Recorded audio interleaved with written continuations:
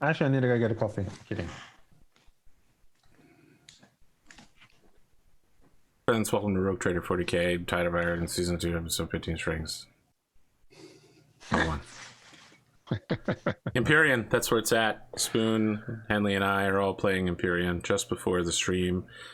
Keller and I went out in the newly refit Determination. We changed it from an escort carrier to a heavy cruiser and blew up an enemy siege ship. It's the first space combat versus CVs that we've done.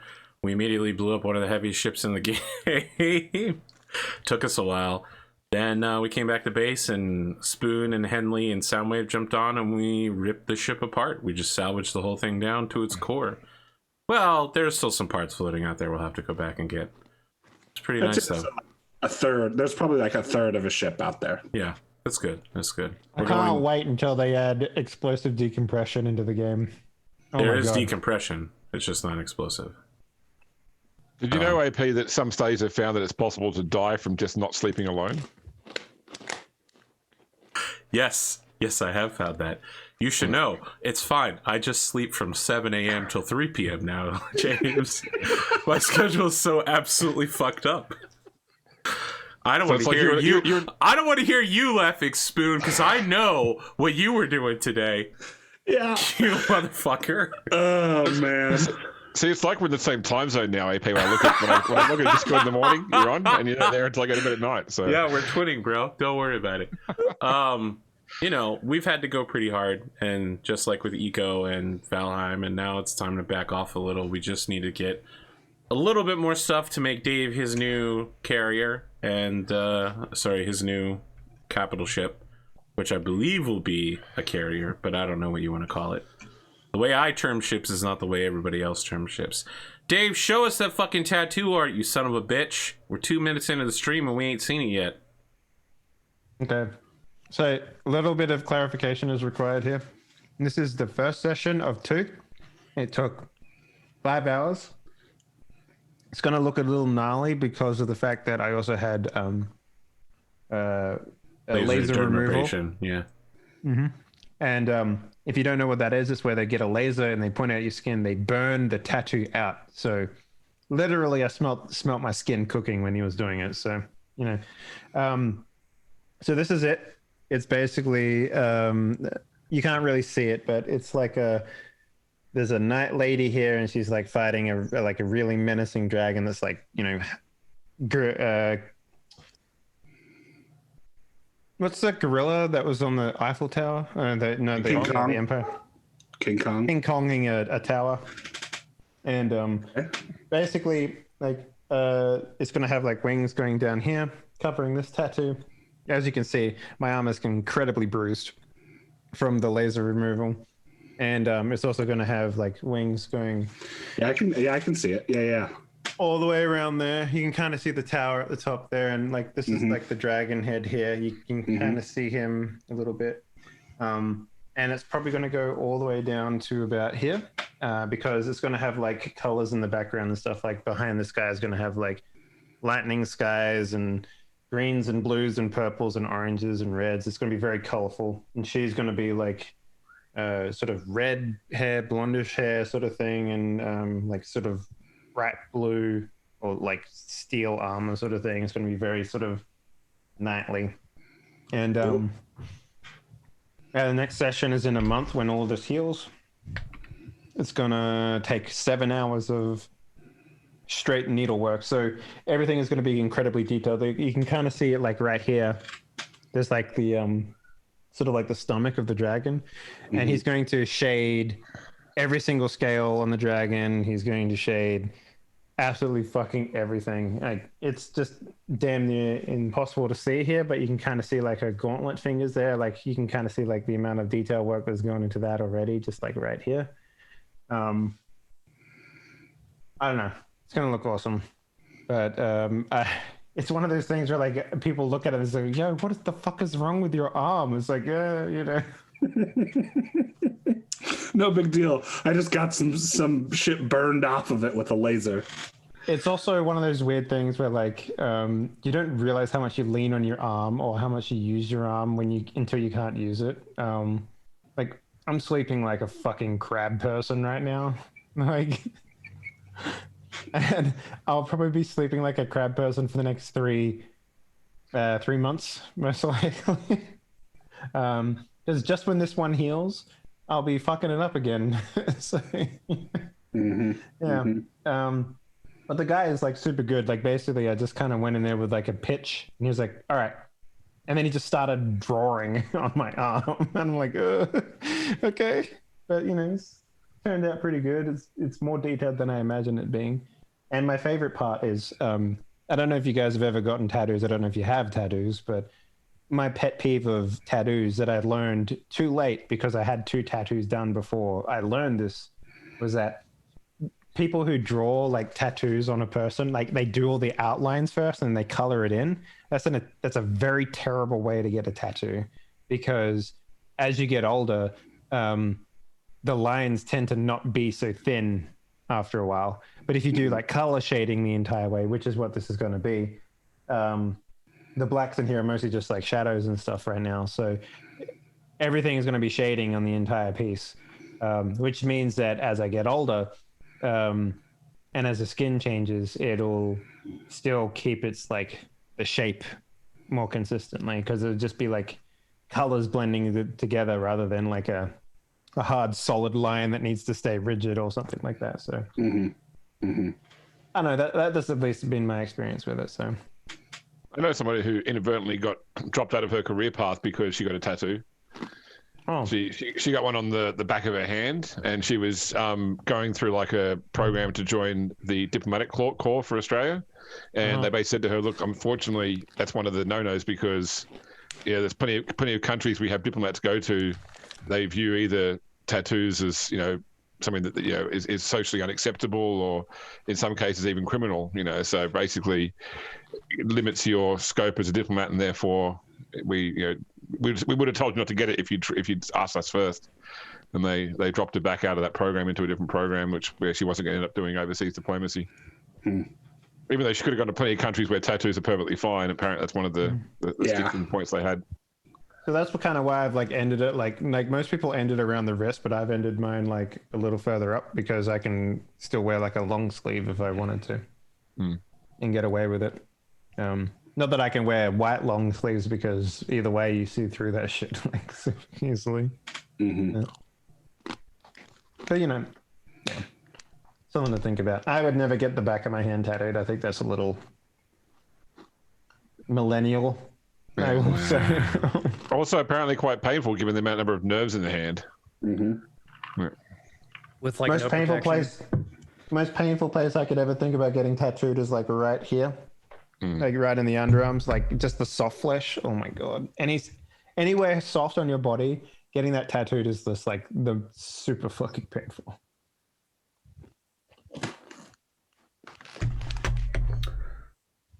Well, you got anything else going on?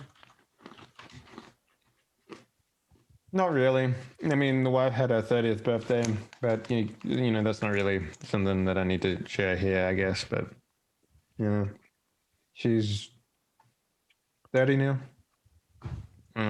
Like, when you start to give out, metabolism slows down, start sleeping less. Yeah, I remember turning 30. What was that? 2 decades ago? I actually sleep more now that I'm older than I did when I was younger. I would love to sleep more. Let's stop playing Empyrean. Go fuck yourself. What are you, Grimdark James?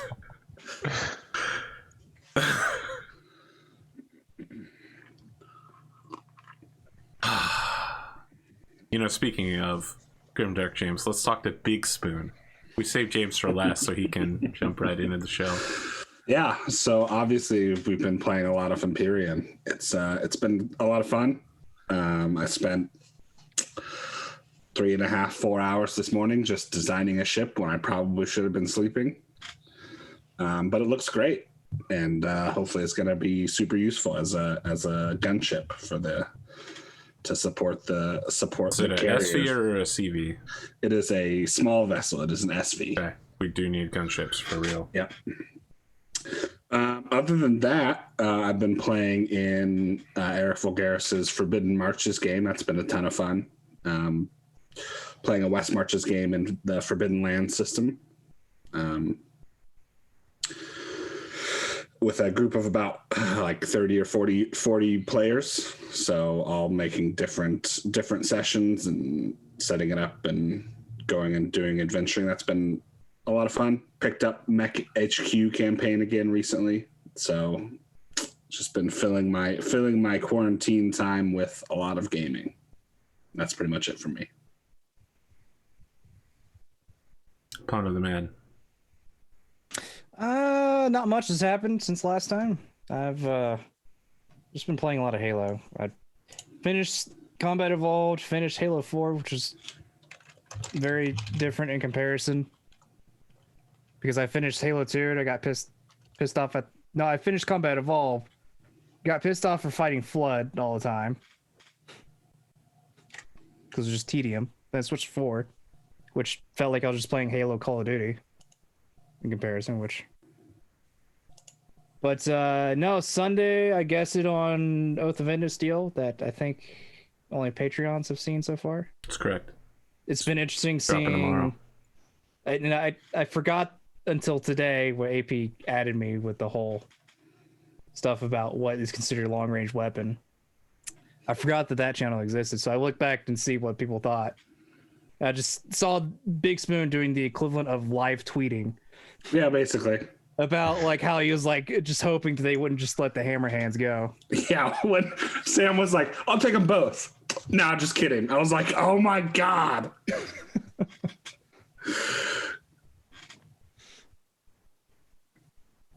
And that was a fun time. I say the first thing I thought when that episode started and they started shopping was I thought I bet whatever they don't take, the enemy's going to take. Yeah. That's exactly how it was going down. Yeah. So it would have been interesting if they went up again, if they were going to go up the Imp. I forgot the Imp was a Wolf Dragoons thing. Yeah, but I think that's so great though. Like, Yeah. like where did he get this mech? And the Shrek PPC carrier. That was actually a suggestion by AP. That They're good tanks, man. They're good tanks. Well, yeah, Oh. when you put... And some of the cast members are particularly partial to them as well. So Yeah. I mean, PPCs are good. And having a tank with 3 of them, you know, you pretty much got an awesome there, except cheaper. Minus the small laser. Yep, and a lot of the armor. Is the Shrek not that armored? I thought it was. It's only got like 28 or 30 points in each front side, and then like 20 in the rear. It's not bad, but it's for its weight class, it is not a tough tank. Oh, okay. Yeah. But it dishes out a lot of hurt. Yeah, that's obviously you have to get close to it. And, Yep. A classic formation of an armor lance is 2 Shreks and 2 Demolishers. yeah, I got to say I'm a big fan of the Demolisher. Yeah, I remember shooting a Gauss rifle at it, hitting it at the turret, and it was like, all right, you've only done half the damage. Yeah, it's like, oh, you've scratched me. Come a little bit closer. And it's just like, well, fuck, I'm not going to deal with that. That's too far away. I was like thinking, all right, I'll probably hit with the Gauss rifle turret because that's probably the least armored spot. Oh no, it's I need 2 of those. Okay, well. Mm-hmm. I guess the trade-off is that you don't have a lot of good critical like space. It's easy to crit on, or it's more catastrophic in a way. Mm-hmm. Mm-hmm. Either by instant explosion or just immediate crippling. It's much later, but have you seen the Demolisher 2 as well? Yeah. I haven't. Two heavy Gauss rifles. Oh Jesus! Yeah. So it's amazing. Yeah. No, I had fun there. I look forward if maybe coming back again later on to do You're welcome. Yeah. We like your people around here. Do the light medium with some more vehicles. I'm curious though, because AP, when Pondo was going to come on the show, you kept describing it as Pondo's going to come and play an out of mecha antagonist. That was what the original plan was. Okay. I don't know where we went wrong. I don't know. I mean, I don't think you went wrong at all. I think you went definitely right somewhere. Let me say this, James. I'm not in control of what Pondo does. And if I was, he'd be playing Empyrean. I wanted to go in more subtly first, and then later on come back as I become more shitty. Well, I look forward to seeing shitty Pondo in the future. Yeah, so it's a slow start. It's after they find out. It's like, hey, those were the mechs that we didn't get. That son of a bitch. As a person who has previously had the word sales in multiple job titles, I was waiting for some of those classic sort of sales pitch type things, and some of the crew to respond with some of the classic sort of talk them down mechanics. But yeah. I didn't hear the word synergy once. You know, I'll try to do this better sales pitch. You need to time. optimize your lance mechanics. We just need to get you a list of buzzwords, and you just got to work them into conversation. Yeah, that's this one. I gotta do a list of buzzwords. When you're looking at the Battle Master, just think of one word: blockchain. Its saleability value increases by so much. Blockchain. Yeah, but then you got to do hammer hands, Warhammer, but with auto cannons. Arthur, I have a suggestion for you for your YouTube channel to get stronger. Just Core put blockchain competency. Blockchain in the title. Yeah. Just put blockchain in the title. Put in the keywords, you know. All right, Dave, we should sit down, do a deep dive on this, talk about the customer journey into my channel. Okay. Now, we need a CEO exercise for your business, Arthur. Exactly. So. I mean, the BattleTech shows synergize, but how can we get everything in that ballpark? Just make everything about robots. This hurts me. This is physically painful. That's because of the impact that my business has on your life. Oh man. Oh god. Yeah, I know. In other news, closing date's coming relatively fast for the house, so hopefully I can get everything set up after the third or fourth. Be a weekend where I'll be officially moving.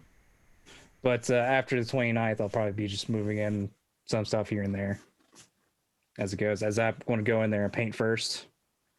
Got some old, like 70s red carpet to remove.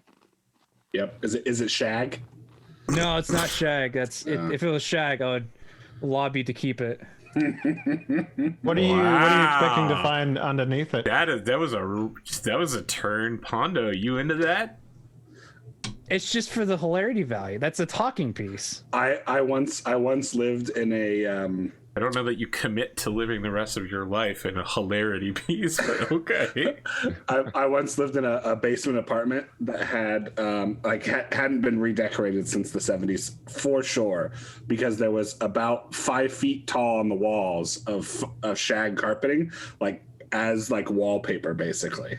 It was the most ridiculous apartment I've ever lived in, but it was hilarious. I've never heard of using shag carpeting as yeah, it was just like it was shag, the carpet was on the floor, but then it also went up the walls as well. Did it look like it was? You sure that there wasn't like a band room or something? Yeah, I mean it was just like a party basement in this college house that these people rented out to college students, and I was like, it was cheap, I'll take it. So that's funny. So Pondo, what are you expecting to find underneath the carpet? I don't know. It was a house built in the 60s, so there's a slight chance it could be hardwood. It's doubtful. Wouldn't that be nice?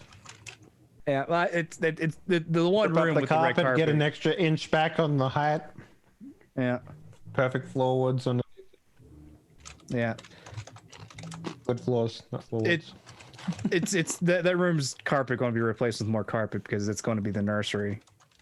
If by chance there is hardwood under there, I might consider just ripping up the carpet in the other rooms and just having it the hardwood. But Come on, I don't it's 2021 and you still got carpet in the house. Come on now. That's gross. For a baby, it'd be ideal to have the carpet. So yeah, A little bit of a softer landing. yeah, essentially. Yeah. I would definitely consider getting new carpet. Carpet is real gross. Yeah. Especially 10-year-old carpet. Yeah. You're replacing the old and putting in some new. That way. It'll look nicer, more updated.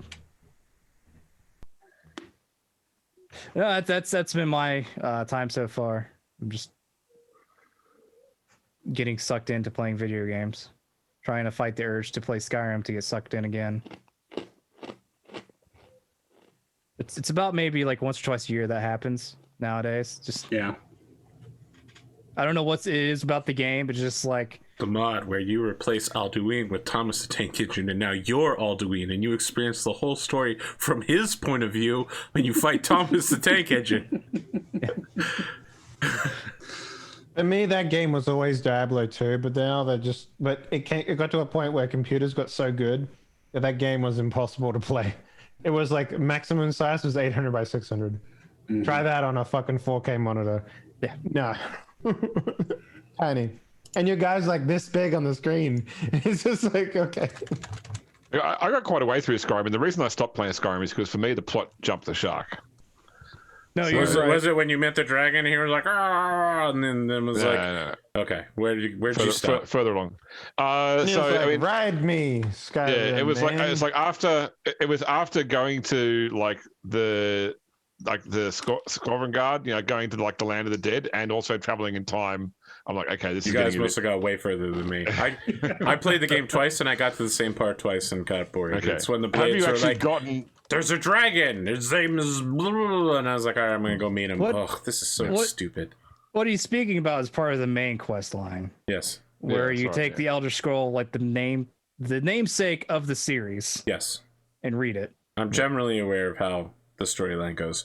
So Yeah. I beat the whole vampire storyline from the DLC, and I've done huge amounts of content everywhere else but the main storyline.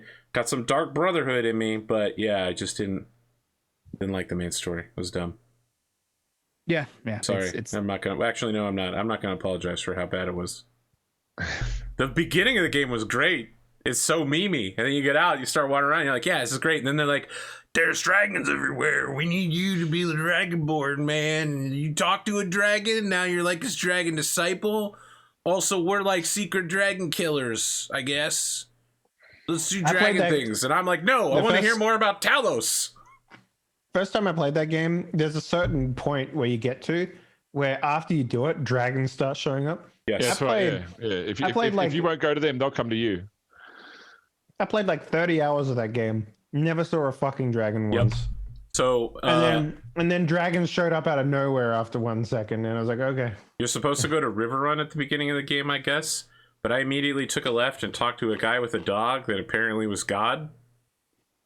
Him and the dog are both. It's Sheugod. Sheogorath. Yeah, you find him immediately if you walk to the left. He's just walking around. I was like, okay, I'll just follow this guy. I made a clockwise on the whole map, ending with the Dark Brotherhood, and then I started doing the dragon shit. I was like, I'm a fucking master of the Mage Guild. I'm a Dark Brotherhood member. And I've never even been to Whiterun. yeah. Pretty sure it's Riverwood, by the way. River runs the city in Game of Thrones. Okay. I wasn't going to correct him. I was just going to let it be. Then you lost a golden opportunity. Yeah, I know. I'm trying to be nice. What? Did someone say gold? We need to mine that. Spoon, launch immediately. Yeah, get the hell back. Did I mention that 100% is Cyberpunk? I did that. You did, but it's yeah. I have to finish. Did you feel better or worse knowing that you did that? The worst part, or one of the worst parts, was getting all the stupid cars. Because there's no real easy way to get money in that game, other than just straight abuse the random stores. Yeah, because after a while, you'd stop getting like these things on the street that you can farm for money, right? So Yeah. No, I essentially I did that first, which was apparently was a mistake because everything is locked behind required waiting times for them people to call you back. In some cases, people call you back at the same time. 2, maybe 3 times. I had 3 times. That was interesting. They're all like clipping into each other in the same screen. It took me a second to realize what the hell was going on.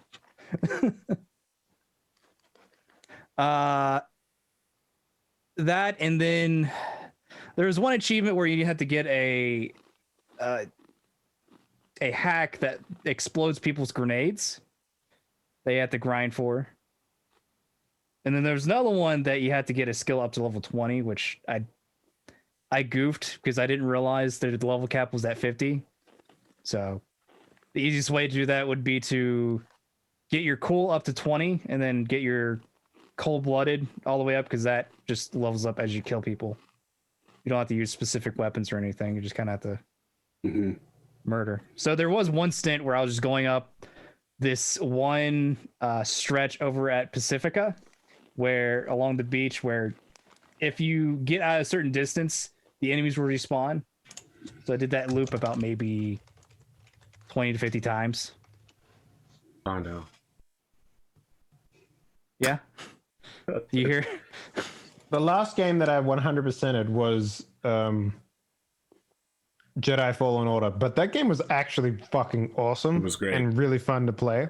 The end was so good. I don't know. Yes, I don't know how. I actually feel like playing it again now as well. Yeah, I've been preparing myself for it to play again. Game is, man. If you haven't played that game, just go buy it. It's good. Amazing. First off, Cal Kestis, great guy. Second off, his trainer is Throg Strongjaw from Critical Role. And third, you get to roll around with your big titty goth girlfriend, which is totally Jedi way of doing things now, I guess. That's how modern Jedi do things. Also, what I love most about that is that there's actually this cool Jedi that they can bring into like movies, because that's a real actor and who really looks like that. Travis Willingham, yeah. And you know, honestly, like they could make a cool movie about him. I don't know why they don't. Like why they're focusing so much on just the Skywalkers all the fucking time. Well, I don't know if you've looked at the recent slate of new shows, but we're Skywalkered out, man. We're not going to see Baby Yoda for a while. I would say, aren't they doing a Luke Skywalker movie? What? They're doing an Obi-Wan movie. I thought they're also doing a Luke Skywalker. I know they're doing an Ahsoka TV show. Yeah, don't worry. We're gonna get some good stuff. We're gonna get good stuff. I can't keep track of all the stuff that they're doing nowadays. They're doing a Rogue Squadron, either movie or TV. What? That can't be real. It is. We've been waiting 30 years for that. That can't be real, man. No, it is. Look, there is a possibility that if we get Rogue Squadron, we'll get Ray Squadron. And that is peak Star Wars right there. I'm fucking so excited. Ray Squadron is literally, they're just like, so we've stolen every Imperial fighter craft. What if we stole every Star Destroyer? One of every Star Destroyer. And then they all look at the camera and wink, and they're like, that's what we're going to do for the rest of the book, is just steal ships. Okay, now... where's my Dash Rendar movie? Where's no, my fuck that. Jesus Christ, Dash Rendar is terrible. Oh, there's been rumors going around they're working on bringing Mara Jade into the storyline now. Oh, wow. Okay, well, Luke marrying a space battleship. Back on the menu, boys. That's the culmination of that storyline. Never mind. Okay. Look, Mara Jade is okay. I mean, the books that she appeared in were the Thrawn books, so there was some mixed reception there. Get the actor who played Kyle Katarn in the full motion video to make a fucking Star Wars movie about Kyle Katarn. No. As an old Jedi. Come on. That would be sick. That would be like the best move ever. No, we need Jedi as a movie. That would be a good there one. you go. Yeah, that would be solid. That'd be a good follow-up to Rogue Squadron, too, since it's basically the Rogue Squadron sequel. Yeah. What the fuck is Jedi? Jedi is one of the best Star Wars books written. It's also the first one and one of the only ones that it was ever allowed to retcon. So there are numerous plot holes in the Star Wars universe, And iJedi was like, okay, we're going to do this guy. His wife gets kidnapped. He's a Force sensitive. He's going to become a Jedi. He's trying to walk the line between, am I a Jedi or do I need the power to get my wife back? He's a Rogue Squadron pilot, and you follow his adventure. And in the process, they're like, all right, we need him to go here, here, here, and here, and fix all the plot holes. Can you do that, Michael Stackpole? Michael Stackpole is just like, don't worry. I wrote for Battletech. Yep, exactly. Fixing plot holes is what I do. Yeah. I might read that then. I've never heard of that. So. It's actually iJedi is one of the few books good. that discuss how the Force works in a mechanical way that not only makes sense, but isn't total bullshit. Lightsaber, almost all the lightsaber style fighting stuff came from iJedi. It's really good. Very good. It is and there's one moment where the guy is just like, no, all right, I'm gonna do this and I'm just gonna do it and I'm gonna get my wife back. And he starts having this monologue and then he stops and he's like, my God, I am falling on the path of the dark side. Holy shit. And I was like, oh my God, he's right. Oh, I was following along with him the whole time and I never realized it. It's so insidious. Well, thanks for spoiling the whole fucking book for me, Arthur. Don't. Jesus fucking Christ. You'll never see it coming, Dave. You'll never see it coming. It doesn't matter. I know it's coming now. Hit yourself with a hammer. You'll forget. Yeah. Take some painkillers. You'll forget. Yep. Yeah, Hypnol. As we talked about during the opening. Yeah. I love Arthur's way of explaining something. He's like, oh, you'll love this book. It's really good. Go read it. And then this thing happens. Oh, well, then let me tell you about how the book ends, Dave. Oh, fuck off. Hold on, can I just quickly ask, Eric Vulgaris, is this happy birthday AP in chat? Is this? That's his 1 year. It's his 1 year of subscribing. Ah, okay, no worries. Not my birthday. This is happy birthday to you, Eric Vulgaris, with your 1 year subiversary. It's causing chaos and confusion again. Happy birthday to the ground. Sounds like Eric Vulgaris. Okay, we're actually still on Pondo's intro. You got anything else? No, I'm done. All right, I'll try not to spoil any more 30-year-old Star Wars books. James, I didn't know it existed until just now, motherfucker. Read God it. damn. You'll like it. It is good. I would highly recommend it.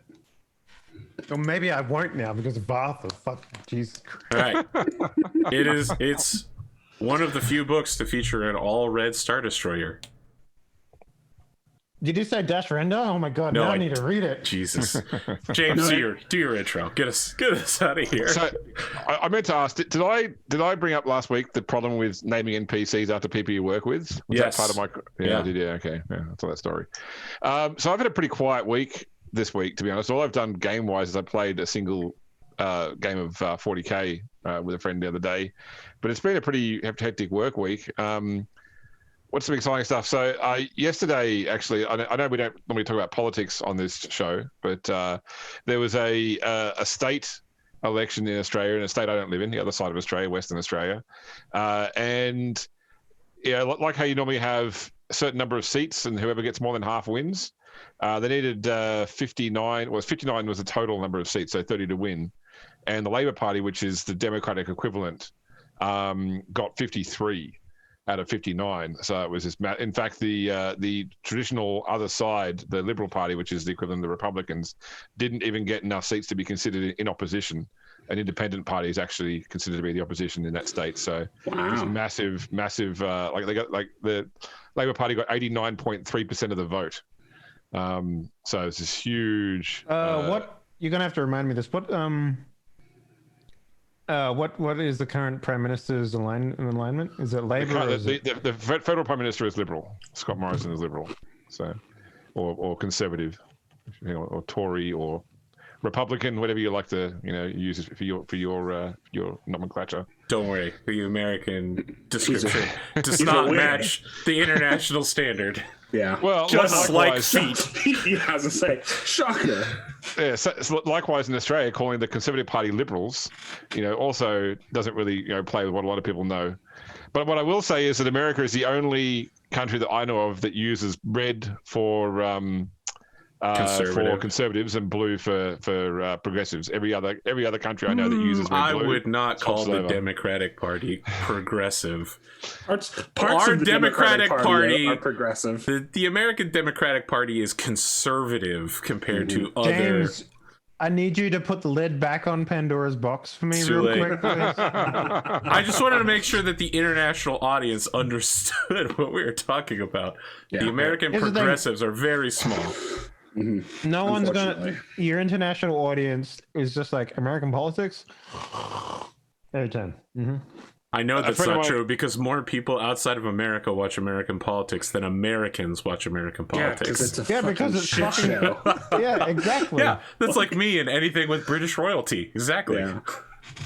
So a friend of mine contacted me this morning to point out that many years ago he'd set a reminder on his phone for today, that today was the day that the Harmony Gold Robotech license expired. Really? Yeah, I went and looked up, but apparently they managed to renew it a couple of years ago. Yeah, but, during the Harmony Gold fiasco. Yeah, he was very excited for a very brief period of time that suddenly Robotech was back with its original creators. Looks like Robotech's back on the menu, boys. Well, I'll tell you, James, there will be, in the upcoming Solaris Night Show, there will be at least one Robotech callback that I wrote in there specifically. I was going to say, I'm going to thank you for mentioning Rogue Squadron, because that's what reminded me about that little bit of story as well, because it was Rogue Squadron in... I'm always happy to talk about Rogue Squadron. But yeah, not much else happening in my life at the moment. I'm looking forward to getting some gaming, because it's been pretty quiet gaming-wise. You want to do that now, then? Yeah, sure, why not? It's probably as good a time as any. Yeah. Okay. All right. Previously on Rogue Trader, the Tide of Iron. Returning to the hand after the Battle of Kolth, the crew are intercepted by the mysterious Harlequin Salandri Veilwalker, who warns them they are being kept from their true purpose. The Hand of Calixis and the Eternal Praetorian break orbit of Kolth, heading to intercept the Orc kill cruiser, the Deathbringer.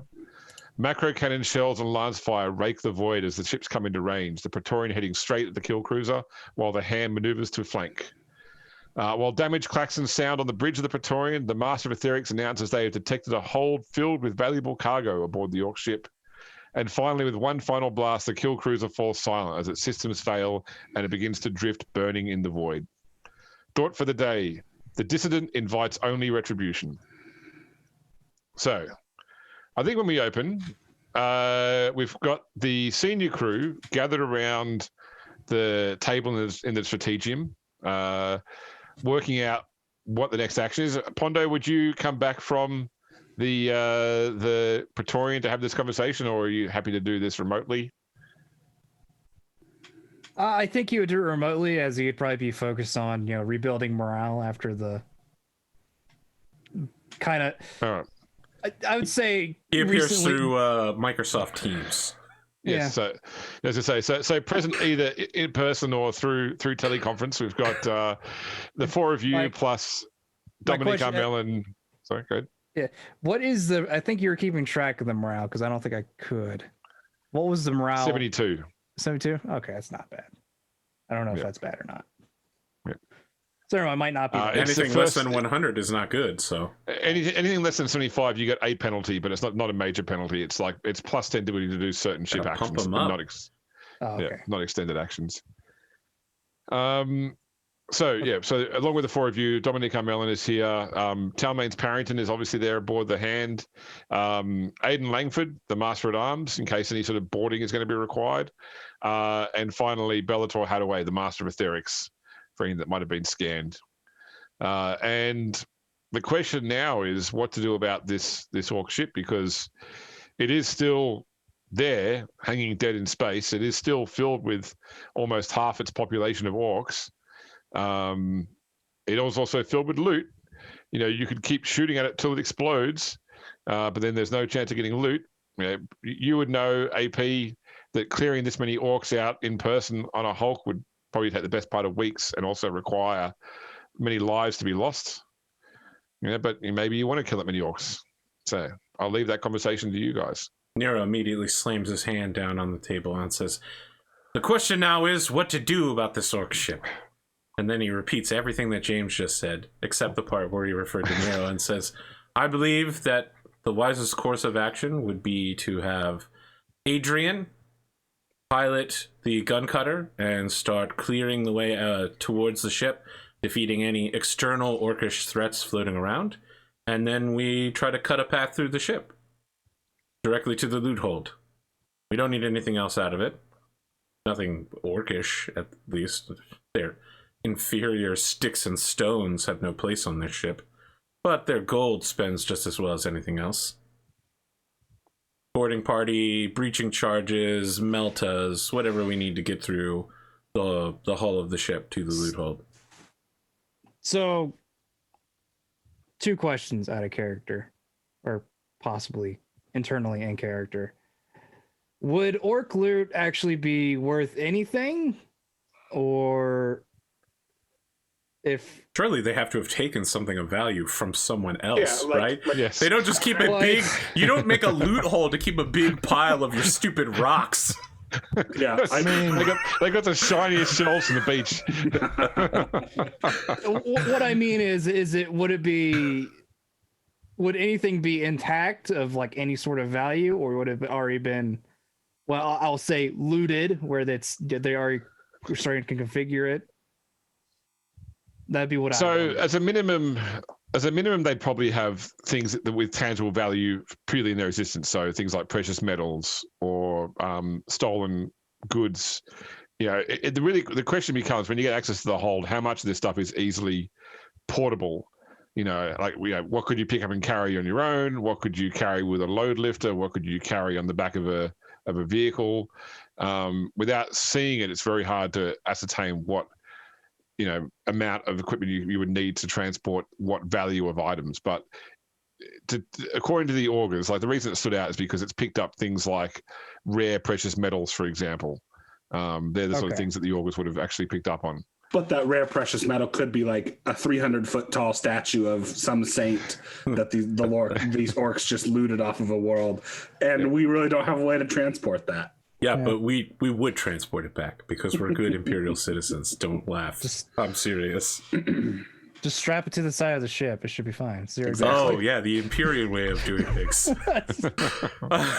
Put all the passenger seats on the outside of the ship. Strap to the side. Okay, second question is, how conceivable would be to be able to essentially bore a way to direct access to the loot? We have multi-melters, right? Isn't this literally the thing that they do? Just cut through the sides of ships. Everyone keeps telling me, stop bringing multi-melta pistols onto the ship's bridge, right? Like, this... Yeah, I mean, not with a degree of precision, but it's like, yeah, we don't need precision. We just cut a hole through the ship shaped like a gun cutter, fly the gun cutter in the hold, grab everything we can while killing any orcs in there, and get out. Nero explains it exactly like that to the Lord Captain. So the only consideration there would be like when you actually reach. So the same with using a lance. Like, how do you fire the lance with just enough power to breach to where the hold is without going through the hold, destroying everything in it as well? Exactly. Yeah, like Angles, the melter shot. Shoot around it. We cut a cone. So, do we know exactly where the loot is at the moment, considering that it's down? We picked it up on the scanners, right? We've got precision. Oh yeah. Yeah, you know where the compartment is, where it's an aft compartment of the vessel. We could just attempt to cut the entire hold away using slicing techniques. Why? We don't care about slicing the ship apart, right? We just ching ching in each direction, doing 4 cuts, and then the hole is left floating alone. If it can be done in a reasonable amount of time, I'd say we could try going for the loot. See if we can just do hopefully enough, but not too much, so we can get to the loot without destroying anything, really. Or much. So you want to breach the ship and go in on foot? No, I mean, like, hit it from the outside as much as possible to try to kind of... Oh, so you actually like my idea. Okay. All right. For the most part. Nero's smiling. It's the issue is how long it would take. I think that what we find in there will almost certainly make up for the time we spend on this. Possible. A hostile ship breaking action is going to be difficult. Yes. We're rogue trader crew. Difficult is literally everything we do. I'm just We going to be just honest, destroyed a heavy cruiser with 2 extremely light ships. We get paid to do the difficult. I agree. So I'm going to put out there that if you use weapons to breach the hull to get it out, then I'm going to require 1 roll on the ship cripple table, which would mean that there is a 10% chance that the weapon set off a cascade that affects the plasma engine, and a 5% chance it sets off it would be on D10, so it'd be 20% chance of a plasma engine explosion, and a 10% chance of warp engine explosion. 70% chance everything's okay. I'm good with those odds. I don't think I'm good with those odds. Because the warp explosion is probably the worst outcome, right? Yes. We can go on foot, Lord Captain, but we're going to get a lot less stuff out, and it's going to cost people's lives. But it will be much faster than trying to separate. I don't think it'll be faster, but it will certainly be a lot less dangerous. I don't think you understand what you're asking to do with this orbital salvage operation that you want to set up. With Langford, the Master Arms, cuts in here. If you are thinking of going in on foot, then at least let me take another group around to the front of the ship, try and draw some of the Orc forces away, give you some time and freedom to move around without too many Orc forces flooding your location. Why don't you come with us and we send the Eternal Praetorium's Marines to the front end? You'll be coming with us and Captain Bryn. Certainly a distraction is fine. That's a good plan. Yeah. Just so you know, their men are only 30% effective, whereas my men are 40% effective. That's why we want you with us on the cargo run. But Nero, you're a one-man wrecking crew yourself. Why do you need other men with you? Someone has to pick up the pallets, sir. I think at the moment we just want to see what is in there that is valuable. If we go in with just a recon, sir, we're going to lose lives. It's going to cost us.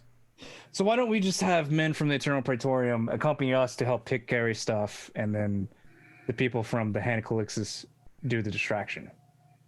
Sure, but I think we need to... This can't be a recon, sir. I think it needs to be a raid in force. We go in... That's what I'm saying. Okay.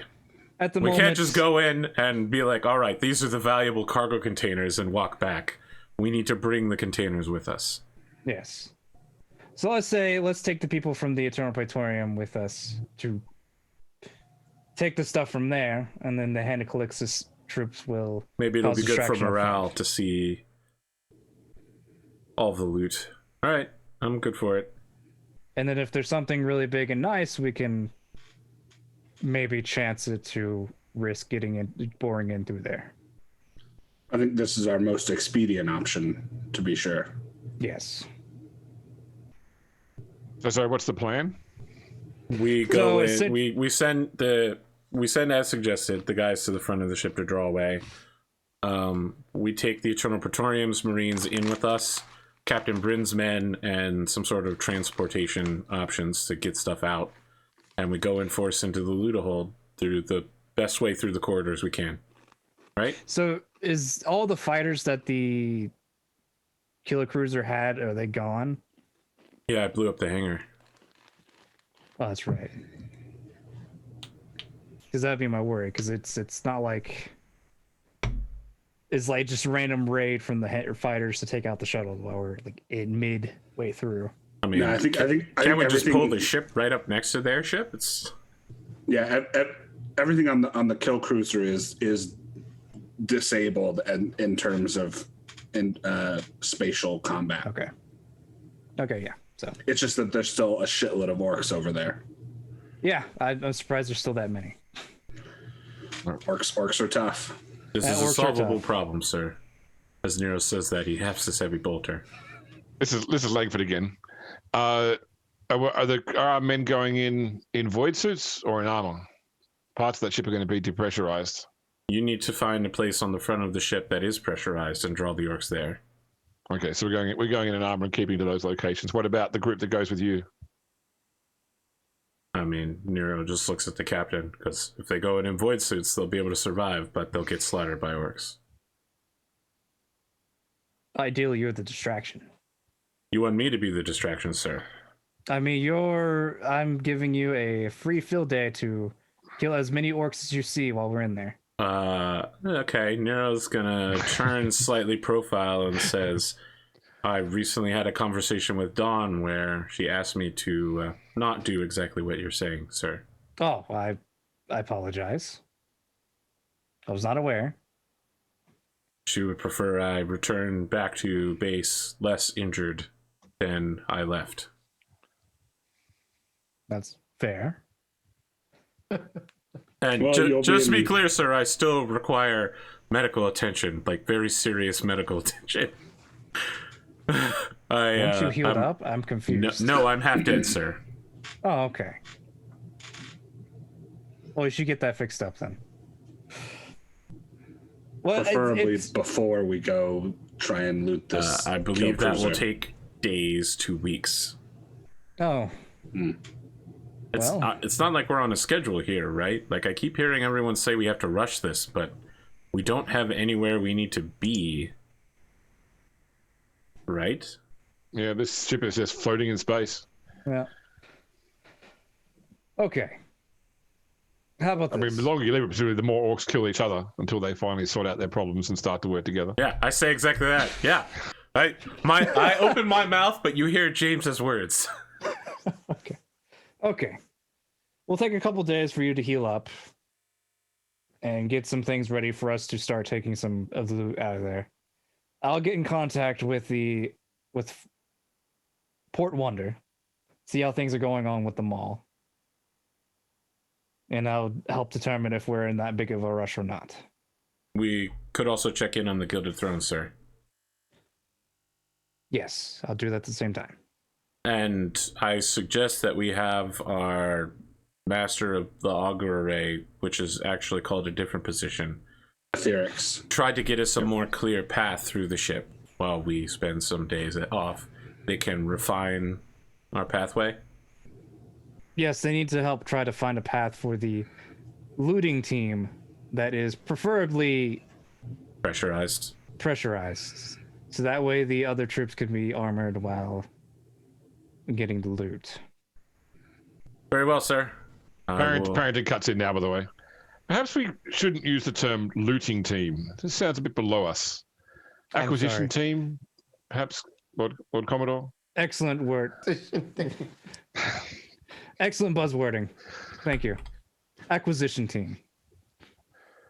Barrington, that really had a lot of impact. You agree. retargeted us. A reorientation of expectations. Indeed. So there's a lot to unpack here, and we all have jobs to do. I am going to go stop dying somewhere comfortable. Dawn, can we do that thing I talked to you about? You're gonna have to remind Dave, the player, Arthur. So Nero wants to, now that he has a daughter, he wants to purify himself using your method of setting people on fire. Yeah, now you're back on the ship, you can actually do that. So he wants to go stop dying so he can still go back to dying again, I see. Yeah, I mean, it's not dying if you live, so, you know, it's good. Okay, Thor. Dave Traeger, guys. Dave Traeger. It's not dying if you live. I mean, try and make that statement not seem any more real than what it is, and I will fight you. It's not dying if you live. Yeah, you are correct. It's equivalent to the fact of saying it's like people die when they're killed.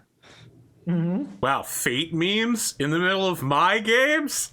And it wasn't me saying it? If you're murdered, there's no coming back. Yeah.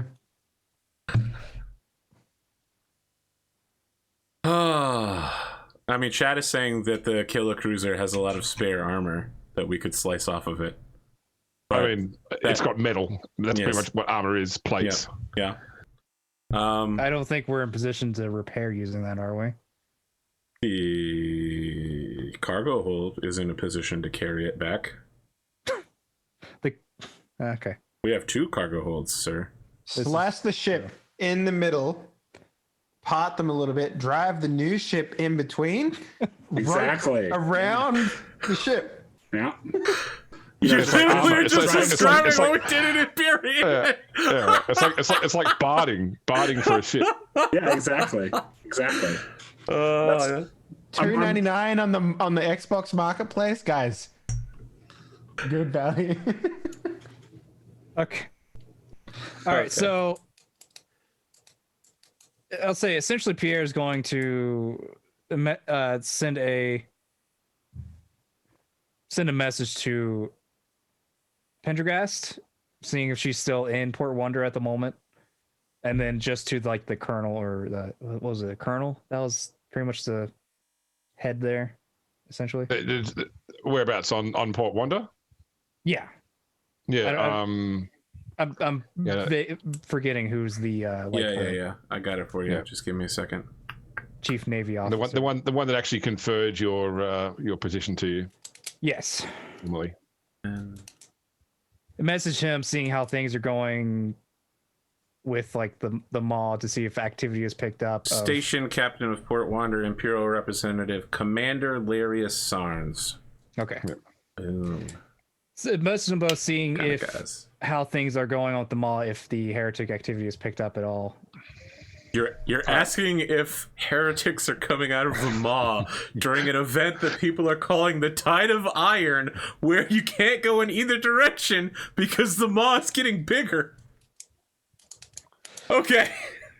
So Trying to get a feel how urgent the situation is. Pierre heads off to the choir chamber to send the message. Dawn and Nero leave, and Thorn goes back to his station. Big Spoon, could I please have from you an awareness roll with no bonus except for the ship's detection?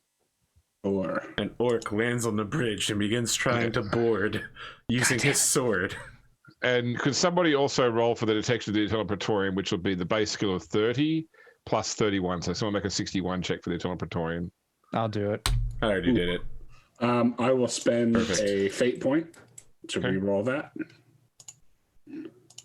94. Good way to start the night. Yeah, because my detection or my awareness. You got a 90 and a 94 so far. Great. Hey, There we go. Let's Okay. say if I could have used mine, I don't know if I would be in the Eternal Praetorian, because. Oh, you are. You're heading up to the All right, so I to wouldn't know. the Yeah. choir chamber. Okay. No worries. Okay, so Spoon, when you sit down at your console, there's like you sort of scroll through all the recently received data, and you pick up that there was a barely detectable energy pulse about 240,000 kilometers to your port, about 10 minutes prior. Possibly, like, it's similar to what you would expect of a ship entering the warp, like, you know, where the warp engines actually like tear a hole in real space. Mhm. Though at the same time, not the same. Like the peak levels look similar, but the signature is different. Okay. Yeah. So like, Yeah, is it like an invisible Harlequin skiff entering the webway? Well, possibly some sort of hidden vessel, either arriving or departing. Yeah, so I will send this data over to the Praetorian so that they're aware of it, and just kind of log it as a, hey, this was something interesting that happened. Okay, no worries. Pondo, when you get up to the choir chamber aboard the Praetorian, they hold a few minutes before they get ready to send you a message, because apparently the hand is currently receiving astropathic communication, and they don't want to, like, given you guys are sort of outside the edge of the sector, they're not wanting to send another signal which might disrupt the first one. But within a few minutes that's passed, and you're able to send your message off. So message to Pendergast to say she's still on board on Wanda, or you saying presumably through Port Wanda, attention to her, saying, are you there? Essentially, are you there? If so, That's not the last place we saw her, though, right? Wasn't No, she but on Dawn's? she was Okay. on Don's place, but she was going to go to Port Wonder to help get things to warn them and get things set up for the Tide of Iron. Psychic message: are you still there? And another one off to the Larius Scions to find out what the situation is. Yeah. Okay, no worries. Here, Larius Scions. We met briefly, and we stole a golf cart off of your station. No, we stole that from served us well. We stole the golf cart from Footfall. Oh, maybe that might do one of those true. things where, like, you take something from someone's house and take photographs of it all around the world and send it back to them. So you send all these photos of Nero with the golf cart, like on different planets, surrounded by orc corpses on call.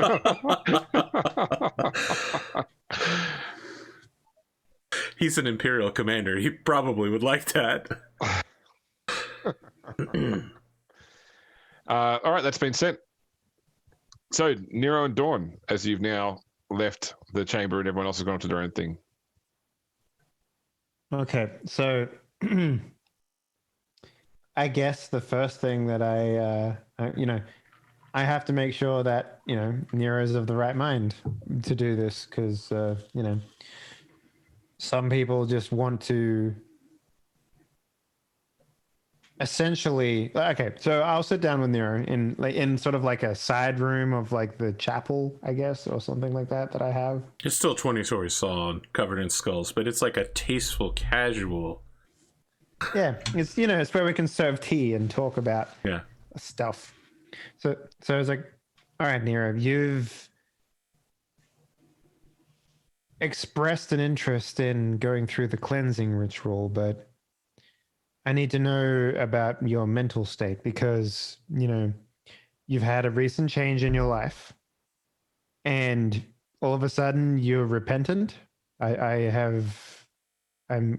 that basically the story here?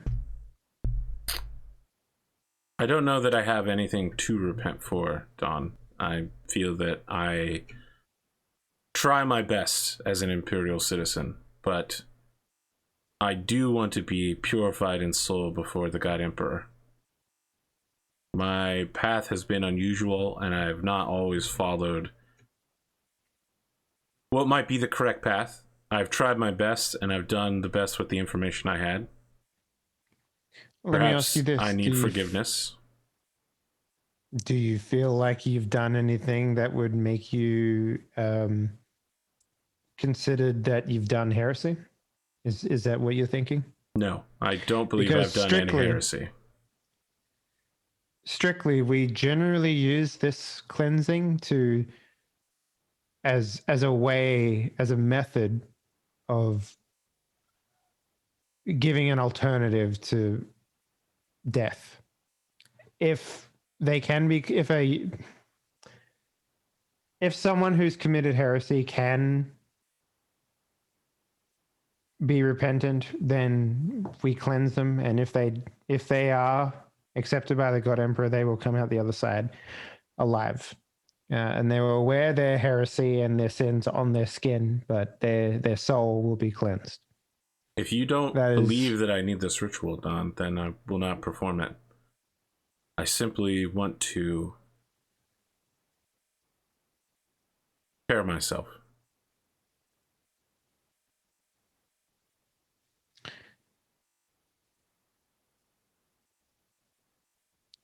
I've seen you do a lot of things, Nero, but Nero's thinks about all the sandwiches he's eaten, yeah.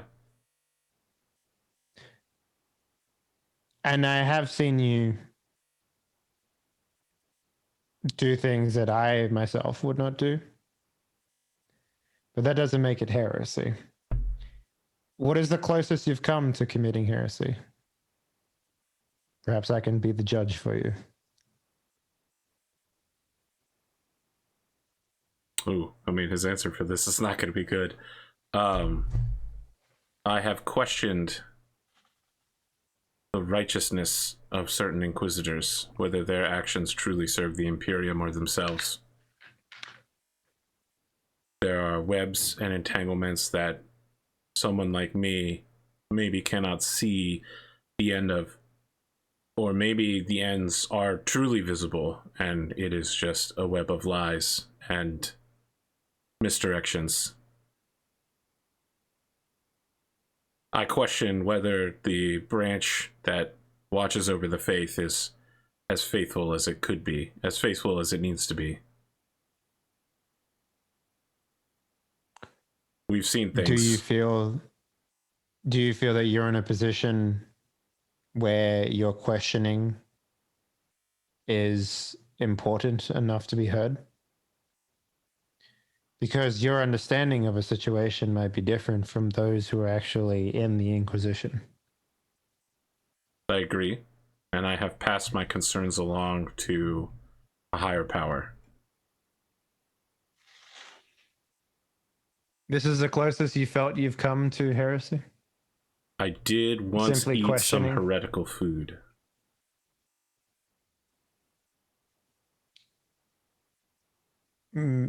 Like what? Like, Okay, give me a do second. you mean you've consumed I know what you're talking about. Void As braised eel cerebellum, I believe, is one of them. Yeah, that sounds right. Void burn, winter scale creeper, live DeLorean throat crab, shard spider eggs braised in gasoline, gerasol brain fluke braised in orc spinal fluid, and deep warp eel. So Dawn, I can't do it because my arm is fucking in so much pain right now. But Dawn does the thing with both hands, like, That is the closest. You do know, Nero, that that stuff stays in your stomach for like 5 years. I didn't know that. And I mean, I'm literally, in case you don't know, I'm literally referencing bubblegum here. So like, you know that stuff stays in your stomach for 5 years, right? And it just sits there and it just takes up space. In this case, I think it's highly recommended that you do go through the cleansing. Very well. You've literally taken void beings into your body. That's the closest you're probably going to come to mutating without actually mutating. No, it was just a thing to do at the time, but heretical. Sure, I'm ready to do it. Well, remind me to never get bored with you and consider eating scum with you. That's terrible. Is there a less extreme version of this before we go through with it, where I just seek forgiveness through some sort of punishment? Like put your hand over a candle? No, Nero. No, you must wear your sins. You must wear your sins on your body. That's part of the ritual. Scarred flesh is Big Spoon. What? Haven't some of the people come out of this ritual without charred flesh? Like almost everybody? Yes. There are some that can walk from this without any repercussions whatsoever, and if that's the way that it goes, then that's how. No, some people have died. The one guy that we still have just sitting around is the corrupt guy. Took the ritual and we pretty much like, he's all right. We'll keep him. Because he had an amazing toughness. Yeah. He got, I think he got very, like, he has a lot of burn scars on him. Yeah, but they're not like Dawn's scars. Like Dawn's scars are like deep and like very crispy. So you remember, effectively what you're doing is you're coating yourself in a substance which burns, and then that substance burns. And so same way you can like dip your hand in certain things and then set it on fire, it doesn't actually burn your hand, provided you hold your hand the right way. It just consumes the liquid, not necessarily the flesh beneath, if you're lucky or if you're pious enough. Yeah, I'm not concerned about Nero's piousness. I feel like he's pretty pious. But apparently we need to burn the void eel out of him. Yeah, what are you doing? Eating monsters of the warp? Like, come on now. Would you eat a void witch? I mean, everybody else was doing it. Everyone else was doing it. I was pressured at the time. I wanted to prove how tough I was. I think most of us had like one, maybe two things. You took all. If I remember correctly, Arthur, you ate literally everything at that banquet. Yeah, I took one of everything. Yeah. Nero has always been a character strongly based around his love of eating food when he's not dying horribly. If I remember correctly, the repercussions for that was quite great. Yeah, some he corruption started to points, pick I up some and insanity. That's why he started acting weird after the first episode, up until the Death Watch bulwarked his mind. So maybe if James is feeling real positive about your burning here, he might remove some of that corruption. Who knows? We'll see. Could be. Mm-hmm. What do we do next? So basically, you spend a couple hours in contemplation, thinking about what led to you committing your act of heresy that you have. In this case, following the leads of others against your better judgment. And then, we dress you for the ceremony, and then you douse yourself in the, what was it called? It was called something ghost fire pollen. Ghost fire. Like ghost fire oil. Yeah. This is like the refined version. Yeah, it's like the what do you call it? Like the resin you get once it's burned off. Yeah. And then you take the journey through the fire, the cleansing fire. Just to be clear, when Nero's preparing himself for this ritual, he's not preparing it for the food. He's preparing it because he questions the Inquisition, and because in his journey through life, he is wavered as to whether the God Emperor is the God Emperor, based on Space Marine teachings. But now he believes. He doesn't give a shit about the food. Like, he just said that to make Dawn happy, but... Dawn Nero, doesn't question the Inquisition, so... Does Nero inform any of the other senior crew members that he's doing this? Or is this he mentioned it several times so far. Out loud. But you want to come on down, Adrian? I would say, are there specific invitations? Sure. Okay.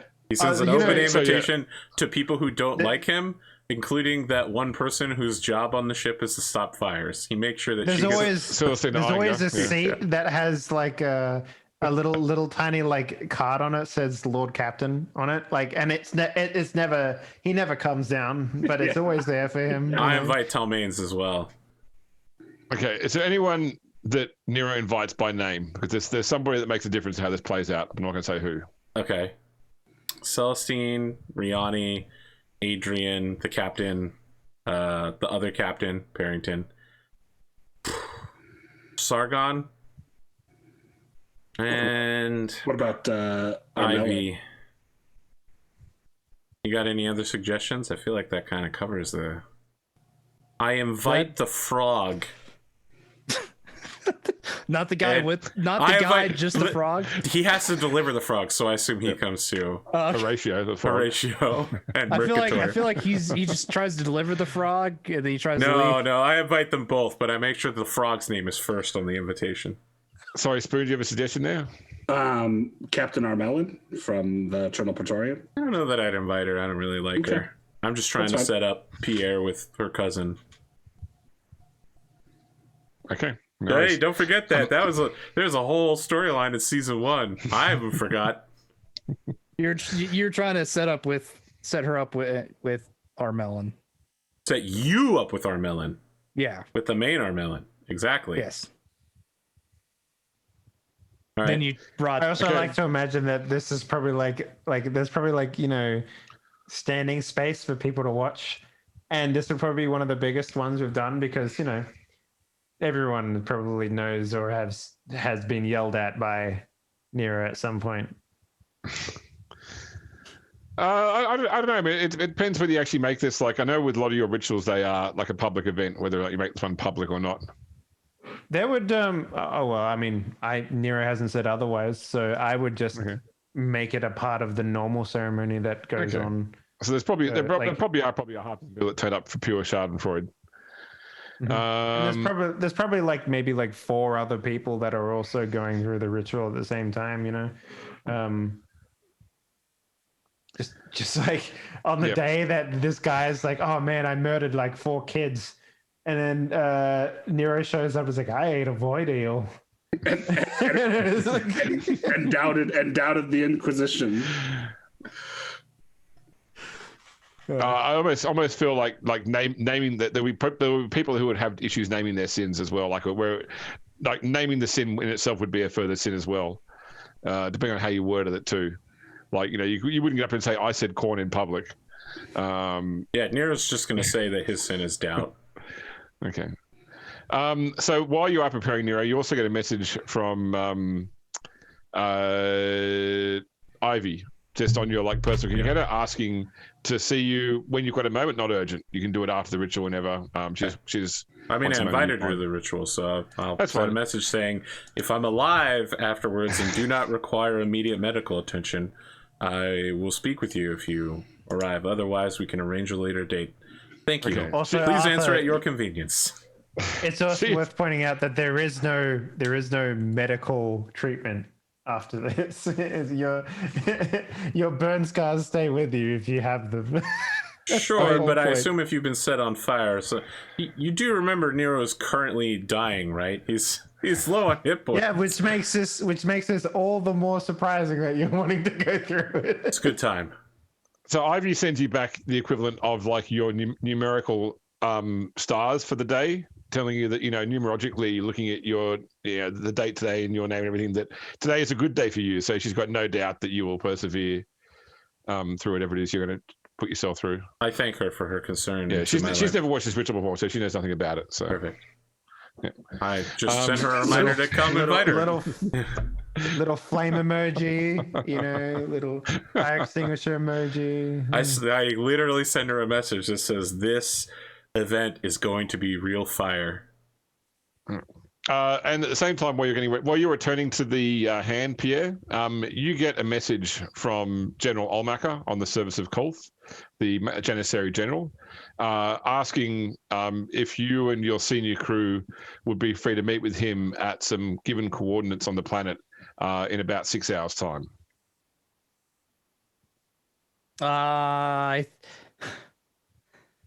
He reply with yes, at least 3 of the 4 of the main. 3 of the 4 will be there. Yes. One may be in a cast. Will be there. One is questionable. Okay. And it actually calls up your trusted senior crew, by the way. Right. Ooh. Yeah. Yeah. And James trusted is capitalized. We haven't had enough ground combat. It's time to do real initiative now. All right, so everybody gathers for the ceremony. Does Nero go first of the 3 or last? I don't know what's appropriate. I thought there was some sort of hierarchical progression of sins. Is that? Did I not remember that correctly? Okay, well, Nero goes wherever he has been put. Okay. Alphabetical. Blast by probably. First or last name. Yeah, that's a good point. We go by the names have to make a pyramid. We do the author's first name reverse alphabetically. I would probably say that you're second. Yeah. Okay. So in between Albert and Xerxium, Nice. The first person up does not survive the ritual. That's normal. Yep.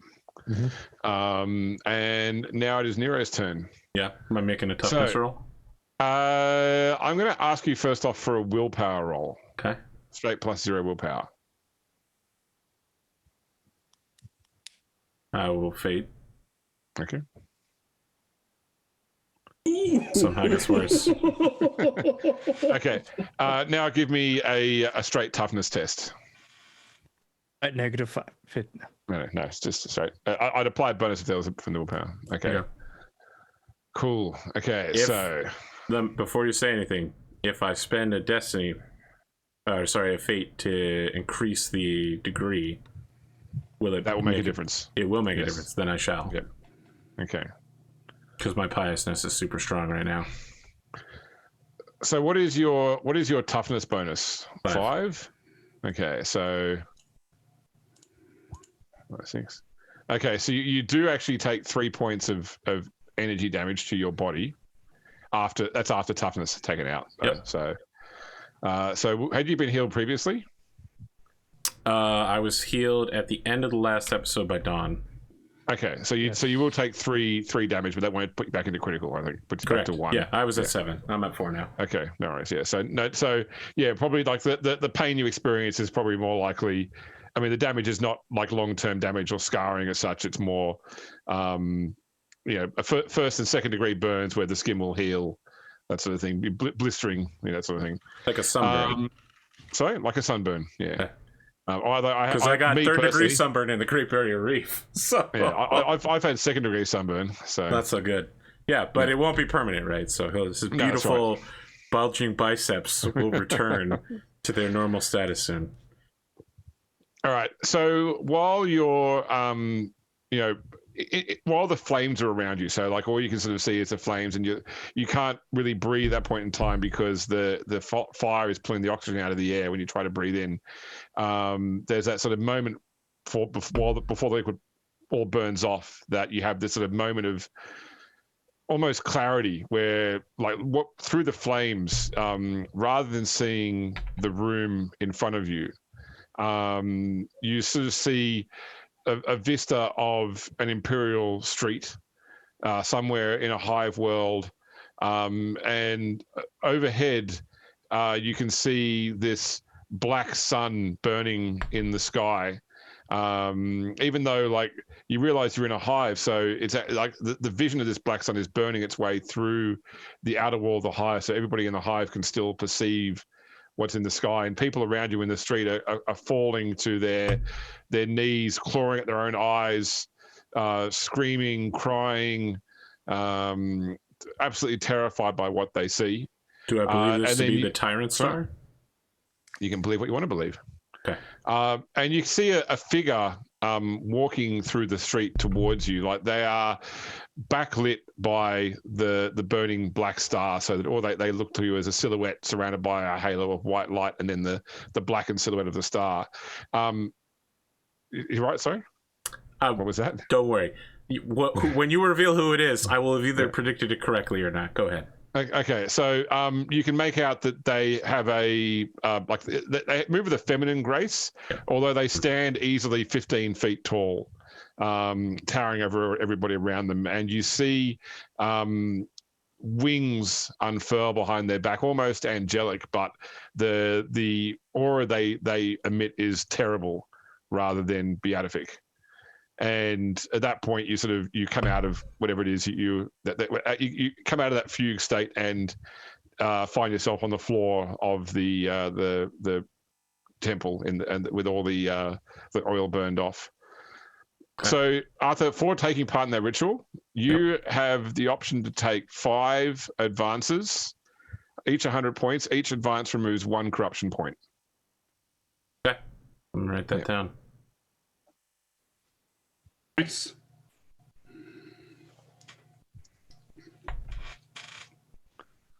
So he can like pay that with the experience points, basically. That's right. Yeah, he's still got to use experience to reduce it, but he has unlocked the ability to do that 5 times. I have. What's it? Columbo says.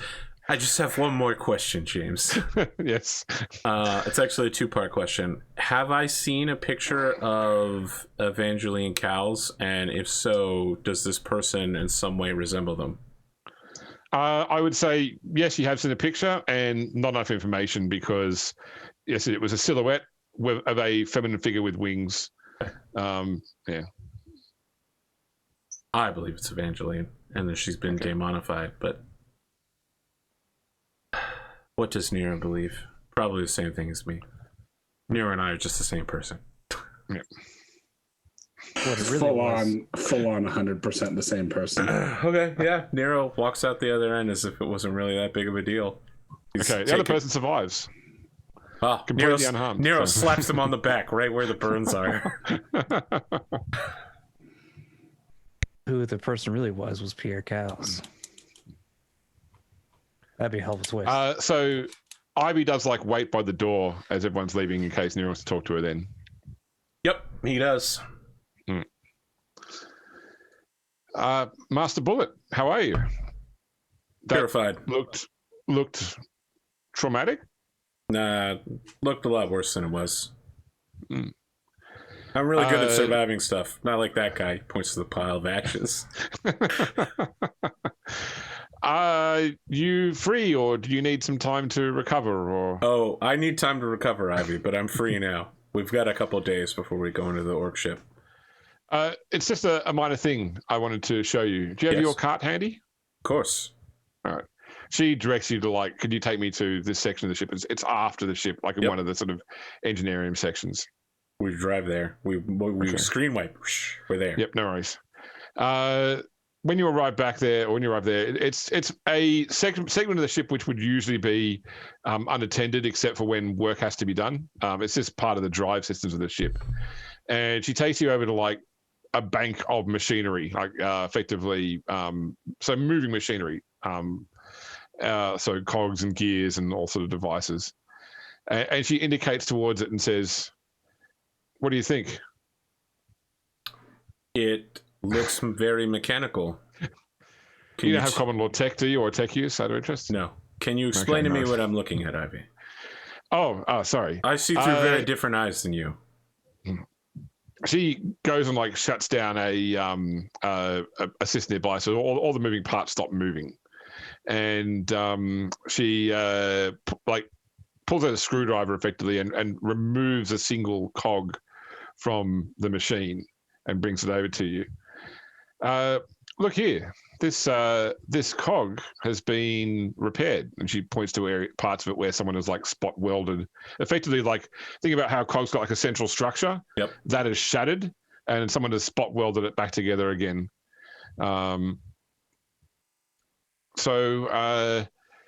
Yes, this is a problem. Well, not the problem, so to speak. It's this wasn't done by any of my tech crews or myself, and it's not been repaired using any of our standard operating procedures would be to replace the damaged part. But somebody has done this, repaired it quite well, and in fact, probably, if I would imagine this system would have gone unnoticed when it was first broken, and could have cost significant lives if this system had continued to operate without that piece in place. Speaking of which, I'm going to put it back on again before it starts to cause problems. And she goes and puts the cog back in the machine, turns it on again. I see. So you're telling me that someone is secretly repairing the ship using non-standard tools, but according to the methods of the Omnissiah. Is this work up to spec? Let's put aside the doctrine for the moment. Everything about this repair... Whoa, Ivy, can you do that? Isn't that your job? Please don't let me tell you what your job is, but isn't that your job? I am versatile. Okay, I appreciate that. Yes. What I will say is, from a purely mechanical point of view, this repair is extremely efficient. Whoever did this did it with the parts that were available in a fast manner and got the system working. Under doctrinal systems, I wouldn't call this tech heresy, but certainly there would be punishment levied against who did this in the eyes of the Mechanicus for failing to follow the structures or the strictures of how this sort of work should be done. But it's still up to code, so to speak. I'll still replace the part only because even the spot welder part is inherently weaker than a new part would be.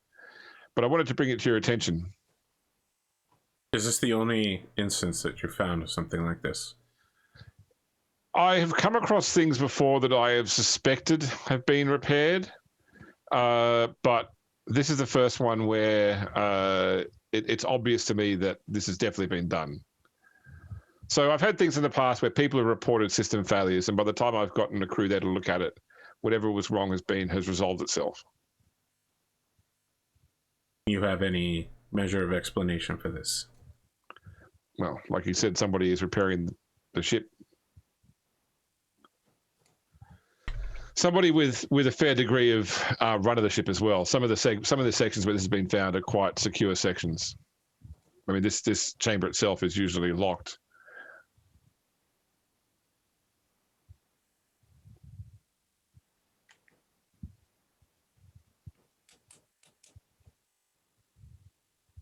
You have no explanation beyond that?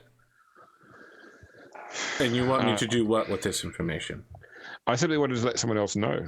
I see. I mean, I don't Look, if I can identify who the person is, I will talk to them. I'll let you know as well. But I don't want to have to punish them for effectively doing the right thing in the wrong way.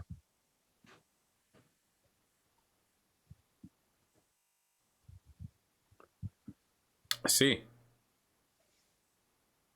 I will inform the Lord Commodore and the rest of the senior staff. I have to tell you, Avi, I don't believe that this is a high priority issue. No, but no, it will be looked that's why into. that's why I said it's minor. Yeah. Anyway, you better go rest. You look really tired. I've been staying up until 7 a.m. Have you heard of this thing called Imperium? Try to stay in character. You have to stop playing Regicide with Cade so late. He plays Regicide with our new mutant heretic, right? Oh, sorry. No, the astropath. Yeah, the astropath. He has a name. Does he? Yeah. He's a thing. He's you're not property of talking the about ship. that. We literally gave him a name, right? The astropath that we took down to the planet with us. Yes. I don't remember what it is, but he's I got don't one. either. That's an excellent question that none of us know. It was probably like Billy or Willie. I don't know. It's something common His name is Rosen, guys. His name is Rosen. Okay. Rosen, that's right. Feels like it's something. Yeah, I've been playing Regicide with Rosen a lot. I think I might be able to beat him just once. As I said, today all the numbers are in your favor. I appreciate that. All right, I think I have to go hop on She a shuttle. checks her chrono. You've got about 53 minutes left to enjoy that, though. Excellent. I need to talk to the Lord Commander on the way down then. Have a good day, Ivy. Thank you for bringing this to my attention. You too. Could you give me a lift back to my area of the ship? Of course. Okay. So you have that moment where you both said farewell, so you just awkwardly sit there silently in the cart heading back. Yeah, but Nero's used to the awkward silence. It's normal for him. No worries. I talked to the Lord Commodore, hopefully before my 58 minutes are up. Yep, that's fine. Okay, I fill him in with everything Ivy had said without any normally Nero-ish reinterpretation. And then I follow up by saying, sir, I've also written this letter. I would appreciate if you took a read over and then put your signature on it so that we could send it to the individual addressed at the top. Skimming through the letter, what is it? Well, the top says, Dear the Spider Bride. Okay. And the rest of the letter is a relatively polite, especially for Nero with a person he omni-megaloathes, asking for, as a former Imperial strategist, her breakdown on the intelligence regarding Tanthus Moros and what the logistics of his situation are, how he maintains power, what his money flow is, what could be used to topple him, and the consequences of doing so. Just like a full strategic plan for taking him on. Sincerely, Nero the Blade, with the undersigned signature of the Lord Commander. And then there's a space for you to stamp your name. Because she won't accept orders from me. Tanthus. Okay. That's the guy that made us sit outside for docking. Okay, that's the guy from Footfall that got upset because you went on a killing spree. I stopped Imperial criminals. I brought justice to the frontier. Those who thought they were outside the reach of the law found that the law can reach them anywhere. I strike terror into the hearts of men with weak hearts. Men who need heart medication. The heart medication is faith.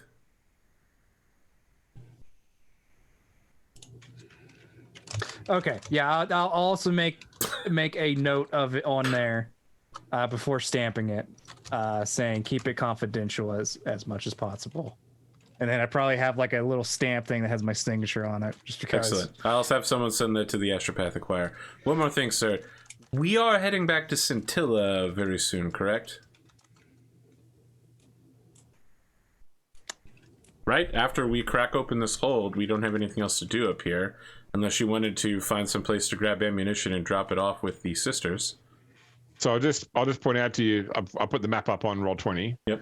So you hadn't yet gone to Sinofia, which is just beneath Cowles. That's true. Right. And But we were literally told by someone who addressed the fourth wall to stop doing this and to go deal with the season 2 plot. And Pierre was like, okay, I guess we will. So Nero was just like, all right, that's what we're going to do. I mean, the question is, Solomon. yes, we wanted to get some ammo for the sisters. The question is... We don't need to do it immediately. I just don't know what your plan is, and I just thought maybe we could stop by Saphira Secundus on the way back, sir.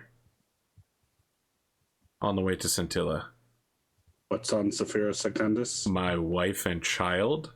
Ah, yes. Oh, now you got to bring question of, does Pierre care enough? That's why we're having this conversation. You can get some lovely glass. I believe last time we were there, we made some excellent trade deals. Nero's trying not to appear desperate, by the way. He's probably failing, I imagine. He's trying to play it cool. He's just like, we made excellent trade deals. Can get some high quality glass. They had great laser weapons. Also, have you seen my daughter? He pulls out the Oh yeah, he wallet. Whips out his wallet. It's not just wallet. He does this with his hands, and there's pictures in between each of his fingers.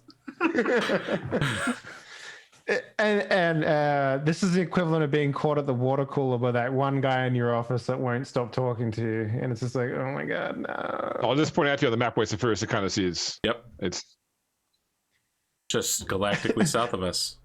Yeah. By the way, I had a really good laugh because I hadn't seen this map in so long, and he's like, "Oh, here's the map, by the way." This is like, like all these scribbles everywhere, All the arrows, and, circles, and yes, super clear. yes, we know exactly what we're doing here. I know what we're doing. Season 1 plot chart is like, wee. Season 2 is like,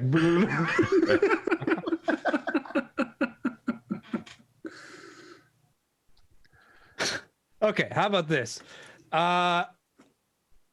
So Pierre would quickly review his list of potential, I would say, child bearers.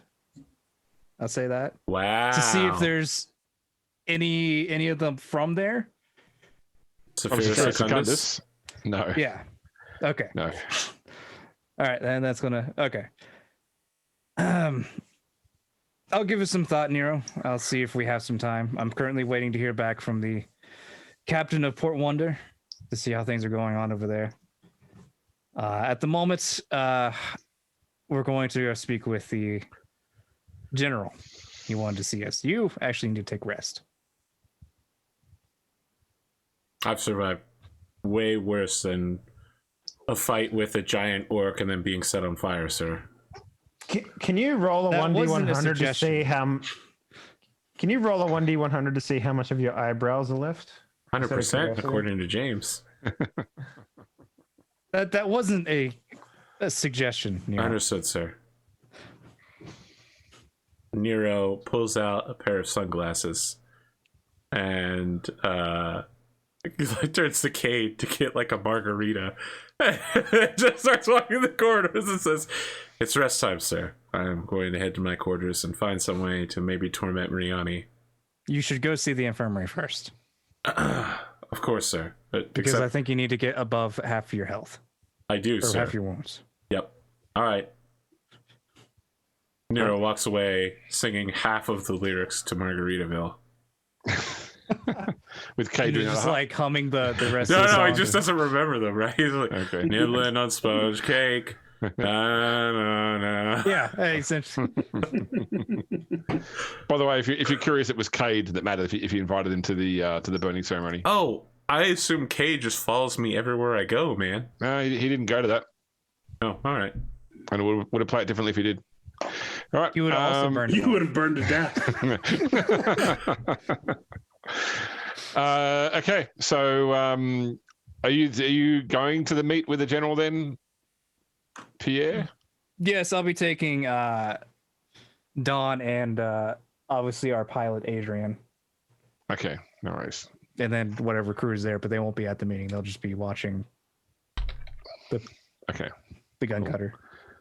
And so, Nero, do you need to do any scenes while they're away, or do we just go to a sleeping montage? I mean, he just talks to people on the ship. He doesn't actually torment Riani, but he just talks to the other officers in his hospital bed.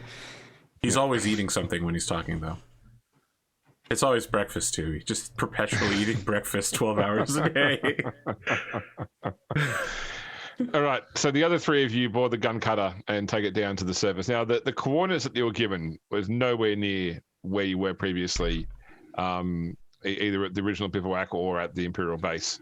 And as you're nearing the location, it looks to just be like a large open field of like trees and grass. It's just a relatively plain area. You can see an Arvis lighter on the ground here, along with a few people, including the general, sort of standing around. And somebody sort of like waves the gun cutter to like wave you down to a section of ground which is flat enough to hold the gun cutter. Once you all disembark, you can see that the general standing nearby what looks like a stone plinth, which is set in the ground, and has like a diagonal surface on it, which has been etched. And as you draw closer, the top of the plinth reads, "This is the site of the Second Battle of Kolth," and then there's like words beneath it to like describe what happened, but they've all been like cut through. Someone's like used like a hammer and chisel to completely deface the story on the rock. Hmm. Yeah. The general approaches you and he extends his hand to you, Pierre. Pierre will extend his and shake. Lord Commodore, thank you for coming out here. I apologize for the surroundings. There are some things that are best discussed with only senior people present. Oh, absolutely. Yes. I see only three of yours, so the last man didn't survive? No, he's alive. He needs to recover. He's had a very interesting couple of days. I want to thank you again, Commodore, for your assistance in retaking Fort Drusus and gaining us control of Kolth. And of course, when I heard of a successful campaign in the Void afterwards as well. Yes, luckily we were able to take care of the killer cruiser without taking too much critical damage. Actually, no critical damage at all, just about a hunk of the one cruiser's hull taken out, but that can be repaired eventually. A rogue trader like yourself could make significant wealth and influence in aiding the Militarum and the Imperium in general. Tell me, Lord Commodore, how much you know about the Severan rogue trader dynasty? You can give me Commodore rogue trader plus 10 if you like. I have that. So Severus. Oh, does Commodore rogue trader just not cover that?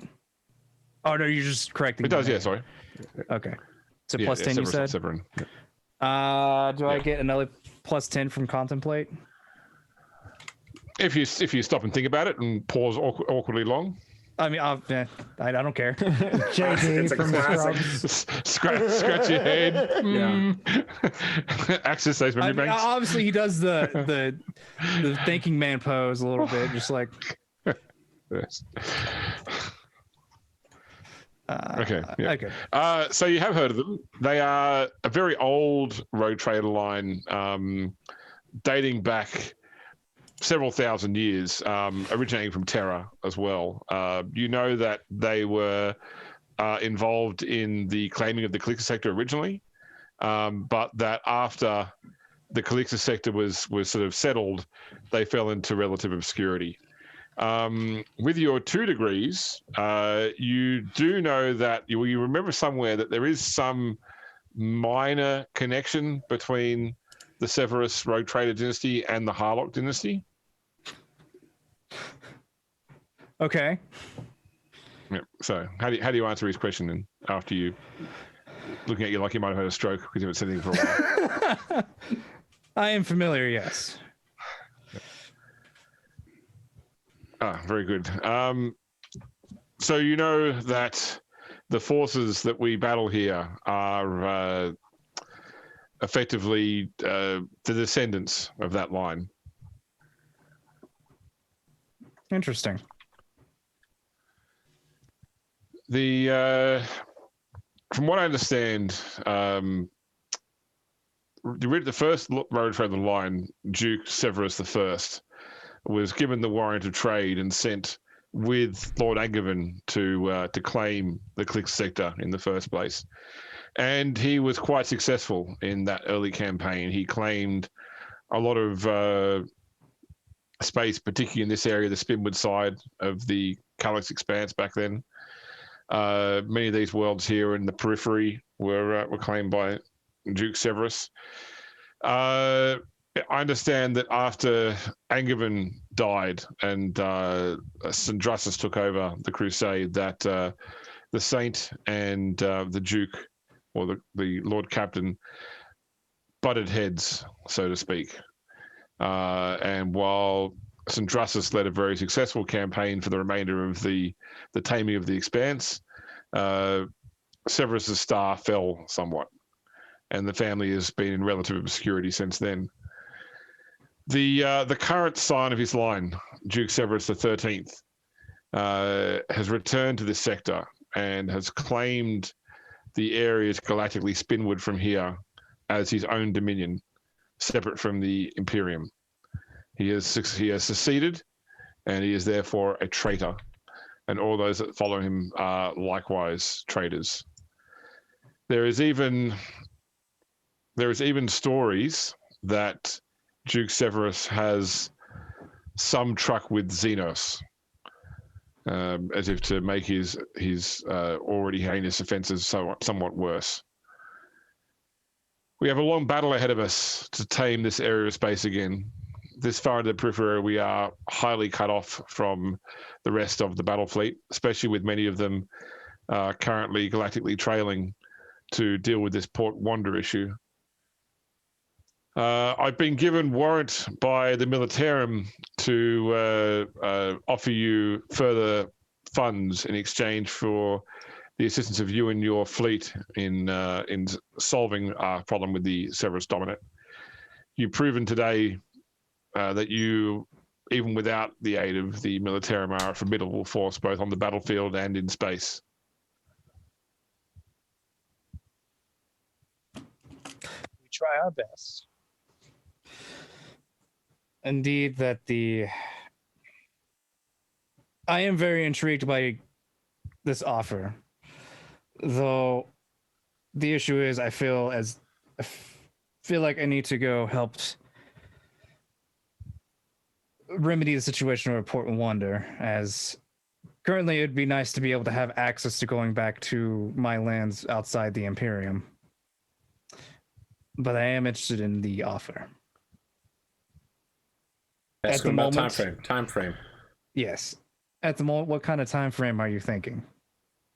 Well, I mean, we have forces on Kolth right now. Kolth is pacified. We need to get these forces elsewhere, but it's not simply a case of relocating troops. It's a relocation under fire. We have campaigns we need to plan. We need to know whether we can count you and your ships in among our resources while we plan for how we deal with this problem. Okay. What planets are under the... Oh man, I'm blanking on his name. James is out here like, so you guys thought you were going to go get Talon Balewing. What's up, bitches? A new side quest for another 12-episode arc. Time to conquer the periphery. Spinward front, baby. Balewing, I think. Yeah. This sounds like Dark Inquisition now. It was like, all right, let's get Talon Balewing. I was like, oh, here's this. Like, damn it. Talon Balewing is probably dead by now. He's the Alduin of this campaign. Well, the Spinwood front isn't on this map, Pondo. It's galactically north of this map. So I haven't got loaded in, but I can load up a map of the Spinwood front. But there are another 100 or so worlds in the Spinwood front. So essentially opposite direction, right? Yep. Yes.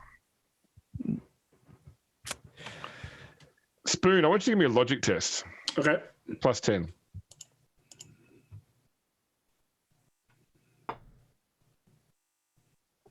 Is that just intelligence? Yep. Well, there's a skill logic. There's Oh, no skill logic. called I see it. I see it. Okay. I do not have logic. Oh man, the amount of jokes that I made in World of Darkness for the skill common sense is the same. It could be applied here for logic, I guess. Because common sense is such in White Wolf games. It's such a way for the GM to like drop hints to the players. I'll spend a fate point to reroll. How many dots of common sense do you have? This is something that only Thorn could work out. Yeah.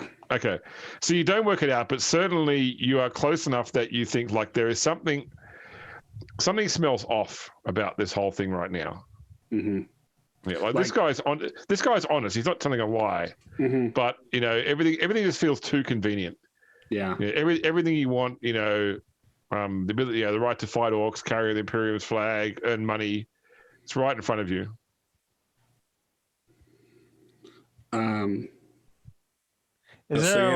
Nero would say we should take this.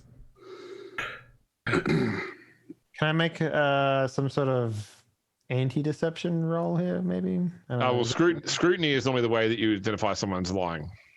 Okay, I think I was able to pick that up actually last session. But he's not. He's not actually lying. So the Spinward Front, is that like the Koronus Expanse in that it is an unsettled area of the Imperium? So it is both unsettled, but it's also beyond the halo stars, which makes travel in the Spinward Front difficult because the Astronomicon's out of sight most of the time. Okay. So I think what Adrian would say to the Lord Commodore is if in Rogue Trader camp, if you commit to this, Lord Commodore, it's possible that you would be committing to this for quite some time. Warp travel among the Halo stars is notoriously difficult, and it's possible we would not be coming back to this sector of space for a period of decades. But you will return very rich. Yes, yeah, but it would be very lucrative, yes. I have stuff to do in decades, though. Just leave for a few decades, solve the wars. All right, that's done. What happened to the Calixis? You think your great grandfather left you immense material wealth because he thought only of himself and not of the next generation? You're a disappointment to your mother, sir. I think my mother screwed me over, though. Go back to sipping margaritas. So I'm pretty sure my mother left most of the dynasty in ruins because she got sidetracked. She didn't get sidetracked. She was mind-jacked. She tried her best. Okay, I'm not there. But she tried her best to raise you, okay? She did try her best. She tried her best from very far by not... She let me stay home. She didn't let me go on the... Listen up, man. This is literally the plot line to Code Geass. I clearly don't remember Code Geass like you do then. In Code Geass, the guy was like, all right, I'm going to spend the whole time keeping the people closest to me as far away as possible so they don't get hurt. And then the next part would just be pure spoilers and Dave will explode, so I'll skip. But it's definitely all the I plot remember line. from that was like dramatic eye and cheese pizzas. Okay, so as it's tempting to offer may seem at the moment, currently I have some tasks I need to accomplish in relative haste. The long-term commitment to your campaign at the moment is not something that's conceivable for me. I understand. Well, if you change your mind or you finalize the other thing you're dealing with, please reach out to the command forces on Maccabeus Quintus, and we can work something out. I'll be sure to keep that noted.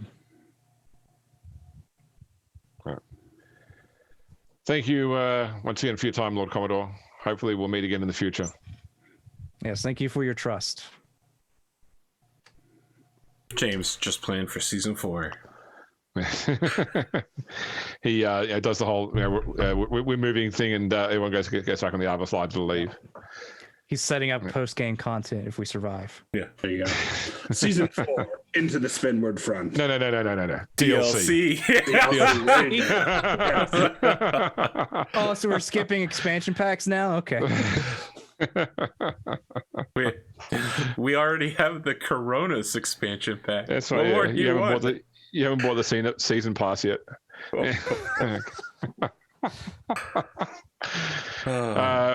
All right, you guys happy to leave? Yep. So, yeah. Okay, no worries. And this is probably a good time for a break then, I think. Sounds good. Yeah. We'll be back in about 8 minutes for the last hour and a bit of the show.